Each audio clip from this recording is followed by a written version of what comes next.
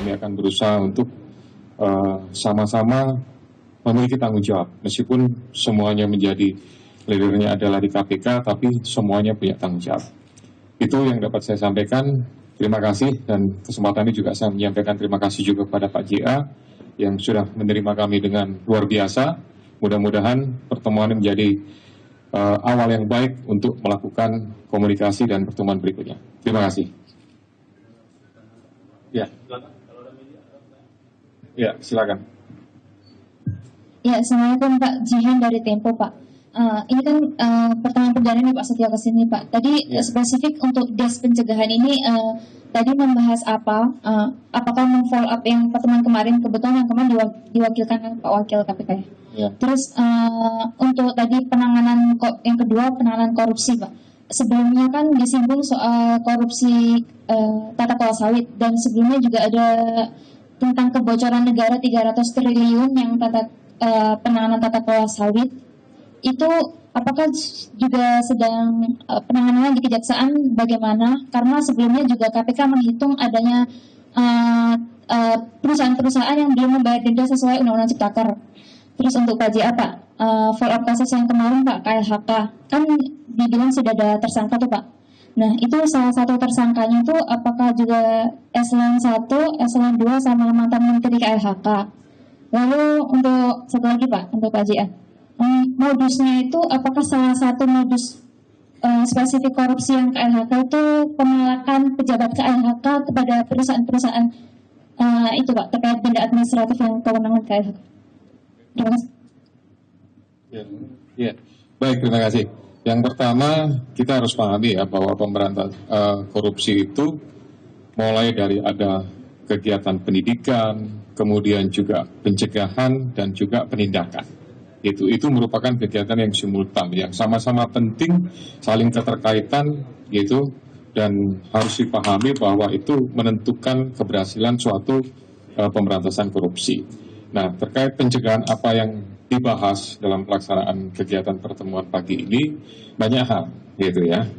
Pencegahan bagaimana kita mempersiapkan tentang upaya-upaya pencegahan, ya, kemudian kegiatan yang sudah dilakukan selama ini, berkaitan juga saya sampaikan masalah di klubnya seperti apa, kemudian pelatihan-pelatihan, mungkin ada beberapa berkas perkara yang nanti bisa kita sama-sama pelajari, gitu, terutama mungkin untuk para calon jaksa. Nah itu juga mungkin beberapa kasus, dan kita juga akan mensikapi ya permasalahan-permasalahan yang sekarang itu mungkin menjadi sebuah tren yang baru. Contoh misalkan saya sampaikan terkait masalah cryptocurrency. Nah ini hal yang baru ya, pengalihan dari OJK juga sudah menentukan harus seperti apa. Ini juga harus menjadi pemahaman aparat penegak hukum untuk bisa memahami, mengerti dan aturannya seperti apa. Banyak lagi masalah penjara, tapi itu karena teknis banget, jadi mungkin saya tidak akan sampaikan. Itu nanti akan menjadi bahan materi pertemuan-pertemuan berikutnya, membahas pendidikan, pencegahan, dan penindakan. Terima kasih. Baik, jadi saya nambahkan, pertemuan ini adalah pertemuan awal. Jadi tentunya nanti secara teknis akan kita tidak lanjuti. Dan saya mengharapkan nanti kita akan lebih baik lagi dalam beberapa. Kemudian untuk KLHK kita masih dalam pengembangan, tetapi ada beberapa hal yang sudah perbuatan-perbuatan melawan hukumnya kita sudah inventarisir, kami sedang pendalaman, dan tentunya dalam waktu ya mungkin sebulan lagi baru kita akan apa yang disampaikan kita akan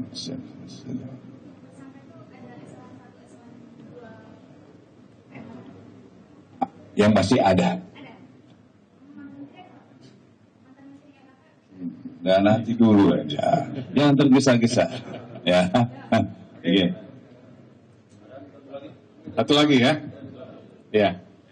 Pak, izin update Pak terkait dengan kasus Hasto mungkin dari KPK dan juga untuk jaksa agung. Ya, saya kira gini, kita batasi saja gitu pertanyaan yang berkaitan dengan pertemuan KPK dengan pertemuan hari ini ya. Baik, mungkin selanjutnya untuk sejauh mana sih Pak peran Satgas anti korupsi dari Kejagung sendiri, dan mungkin untuk pola kerja sama KPK dan Kejagung ke depannya aja Pak. Terima kasih.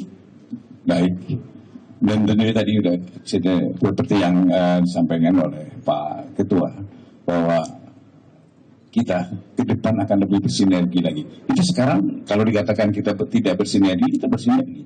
Setiap langkah kita selalu koordinasi. Dan memang koordinasi tidak harus saya sampaikan kepada teman-teman tentunya. Karena secara teknis banyak setiap saat kami berkoordinasi dengan KPK. Tapi yang Satgas yang ada memang itu Satgas yang dibentuk adalah dalam rangka untuk percepatan penanganan perkara.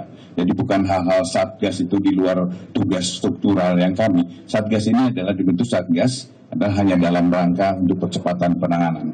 Itu. Ya. Cukup ya? Ya. Baik. Ya.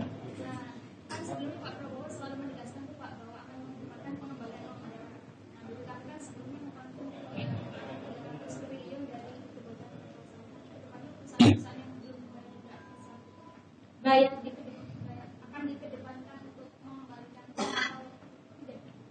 kemarin kan kita udah ada 5 korporasinya. Itu 5 korporasinya. Dan ada lagi selain 5 itu sebenarnya ada yang kecil-kecil yang sifatnya kemungkinan nanti kita akan perdatakan untuk penarikannya kembali. Ya, jadi kita tidak ada 2.000 lebih. Kalau kami jadikan tersangka semua 2.000 lebih, kemudian kerugian yang kita akan tuntut adalah sangat sedikit. Tentunya kita cuma efektifnya aja kita akan tindak lanjuti. Tetapi yang utamanya ada 5 perusahaan itu yang hampir 150 T yang dia paling utama yang harus bertanggung jawab. Oke. Cukup. Ya. Terima kasih semuanya. Demikian, makasih teman-teman. Ya.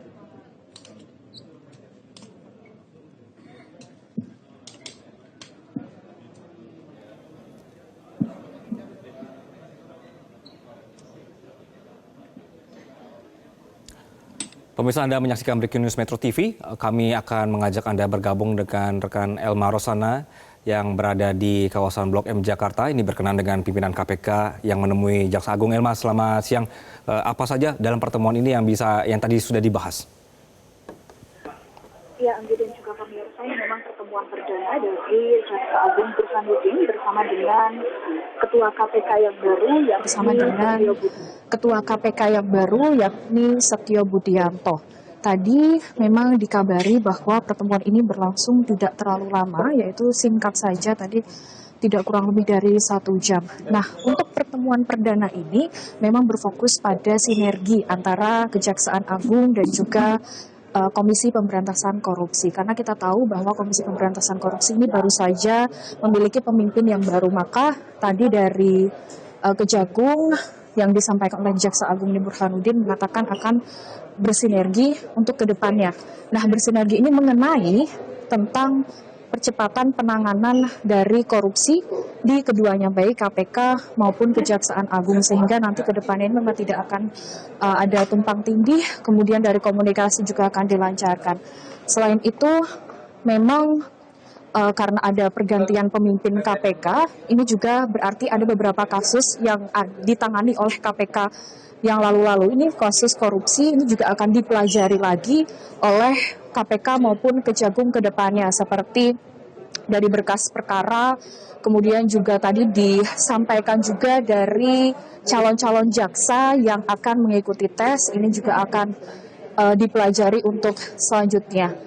Dan tadi juga sempat dimention mengenai kasus korupsi dari KLHK, namun memang dari Kejagung ini tidak atau enggan untuk menyampaikan lebih lanjut juga terkait dengan kasus Hasto Kristianto, kemudian Harvey Mois, karena memang untuk pertemuan perdana ini difokuskan pada pengenalan satu sama lain dari Ketua KPK yang baru dan juga dari Jaksa Agung Burhanuddin. Nah, kedepannya ini memang harapannya adalah dari adanya juga Satgas Penanganan Kejaksaan Agung ini juga ikut dalam menangani kasus-kasus korupsi baik di Kejaksaan Agung maupun KPK. Demikian, Anggi, kembali ke Anda di studio. Setelah ini apakah ada agenda lain dari KPK untuk bertemu dengan pihak lain? Ya, setelah ini tadi memang dikabari dari KPK ini akan ada mampir sebentar ke Mabes Polri yang memang tidak jauh dari kantor Kejaksaan Agung. Nah, mengenai apakah agenda dari KPK yang akan menemui Mabes Polri, ini jika kita lihat dari pertemuan perdana ini memang dari Ketua KPK yakni Setio Budianto ini memang sedang bersinergi dengan lembaga-lembaga terkait. Yang pertama memang didatangi Kejaksaan Agung, kemudian setelah ini akan ke Mabes Polri. Dan tentu untuk materi ataupun pertemuannya nanti kita akan informasikan lebih lanjut karena pertemuan mungkin akan dimulai tidak lama lagi karena ini sudah menuju langsung ke Mabes Polri, Anggi.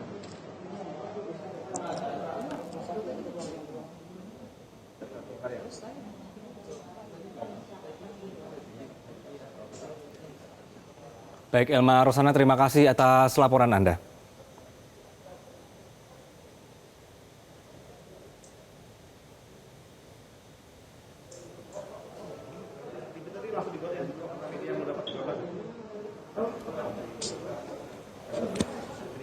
Pemirsa, hari ini, di siang hari ini, pimpinan KPK menyambangi kantor Kejaksaan Agung.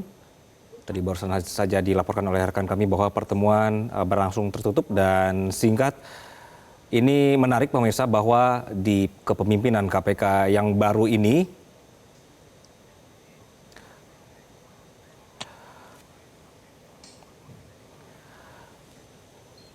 bahwa dalam pertemuan kedua instansi ini KPK dan Kejagung ini menarik pemirsa bahwa diperlukan sinergi untuk mengusut kasus-kasus korupsi yang ada di negeri ini. Kalau kita melihat bahwa dari laporan Indonesia Corruption Watch yang dalam penelitian mereka bahwa sebelumnya bahwa Kejagung dianggap lebih produktif dan banyak menangani perkara kasus tindak pidana korupsi yang menyebabkan kerugian keuangan negara dibandingkan dengan KPK. Di bawah kepemimpinan yang baru, ini KPK langsung tancap gas, salah satunya adalah dengan penetapan tersangka terhadap Sekjen PDIP Hasto Kristianto.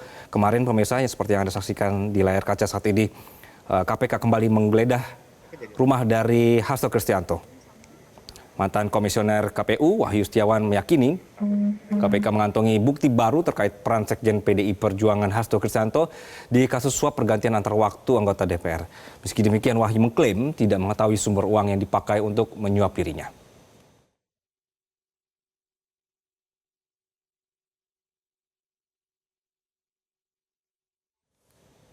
Breaking News Metro TV akan kembali usai jeda, tetaplah bersama kami. Jelajahi cara baru mendapatkan informasi. Download Metro TV Extend sekarang.